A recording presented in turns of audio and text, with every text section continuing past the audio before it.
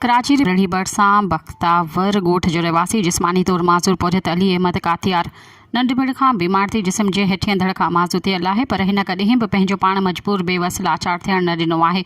पंहिंजे ऐं पंहिंजे पोड़ी अमड़ जो पेट पालण लाइ हूअ माण्हुनि अॻियां हथ टंगण बदिरां पोरियो करे पंहिंजे ऐं पंहिंजे आड़ जो पेट पाले थो। हिन माज़ूर नौजवान जी ज़िंदगी जो सरबस्तो अहवाल वठण लाइ जॾहिं साफ़ियुनि जी टीम पहुती त पंहिंजी ज़िंदगी ॾुखनि सुखनि ऐं मसइलनि ते मुख़्तलिफ़ सवालनि जो जवाबु ॾींदे हुन चयो त संदसि उमिरि 45 साल थी वई आहे। माज़ूर सबबि संदसि शादी न थी सघी आहे।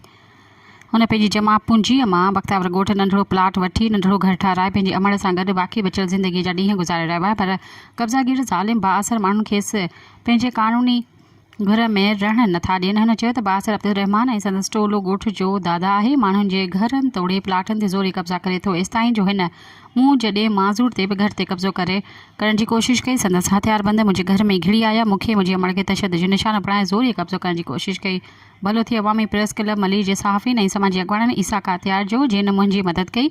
हुन ॿुधायो त सकण थाणे फरियादी थी पहुती, पर पुलिस मुंहिंजी केस दाख़िल न कयो।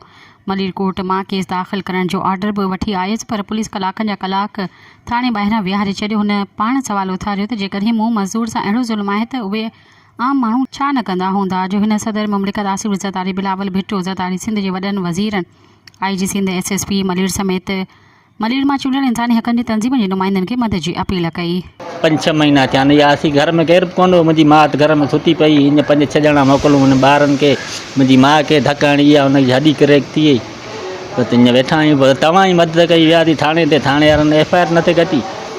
पोइ राति जो 3 लॻे FIR कटूं साईं, हुनजो बि तारीख़ूं हलनि पई वेगी, ॿियो थिए कुझु कोन थो, तारीख़ मिलियो वञे ॿुधे केरु नथो। हीअं राड़ो कुकूं गंदो कोन्हा, पर हाणे अलाह सां ॾियनि पोइ अलाए इन में माण्हू आहिनि, ॻाल्हि इन में मशीन लॻियल आहे। साह हुजनि त नेठि मूं जहिड़े ते रेम थींदा, मूं जहिड़े ते रेम नथा थियनि त आम माण्हू त छा रेम थींदा आहिनि।